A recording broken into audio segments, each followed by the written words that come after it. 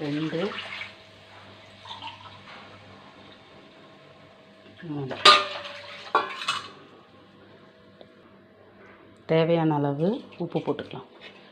போட்டு நல்லா சலசலன்னு கொதிச்சதுக்கப்புறம் அந்த மாவை எடுத்து போட்டுக்கலாம். கவுனி அரிசி மாவு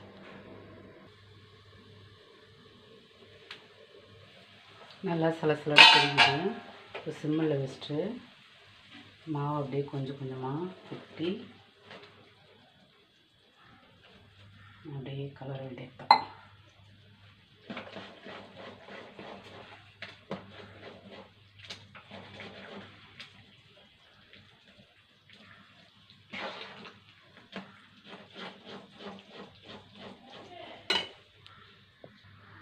கொஞ்சம் இலக்கா இருக்குது, மூடி போட்டு நல்லா கொஞ்சம் கட்டியாகிற வரைக்கும் வெயிட் பண்ணும்.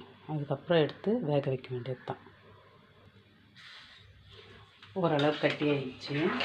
இப்போ இதை நல்லா எடுத்து போய் ஃபேன் காற்றுல ஆற வைப்போம். ஆற வச்சுட்டு உருண்டை பிடிச்சி வைக்க வேண்டியது. நல்லா ஆறணும்.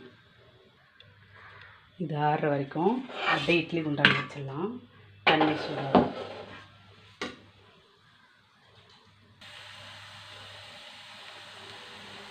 இட்லி குண்டான் காஞ்சிச்சு. அப்படியே ஒரு உருண்டை வச்சிடலாம்.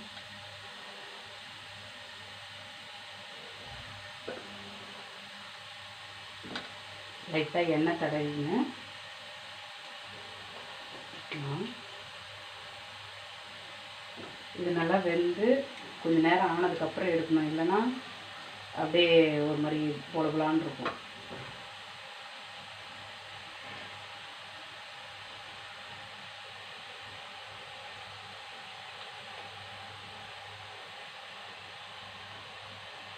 இந்த நீர் உருண்டையில் கேரட், தேங்காய் போட்டிருக்கேன். கவுனி அரிசி அந்தளவுக்கு டேஸ்ட் இருக்காது.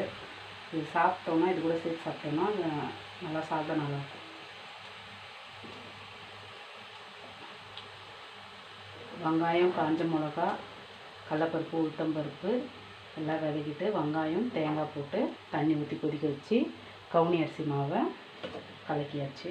கலக்கிட்டு உருண்டை பிடிச்சி வச்சுருக்கோம். மூடிடலாம்.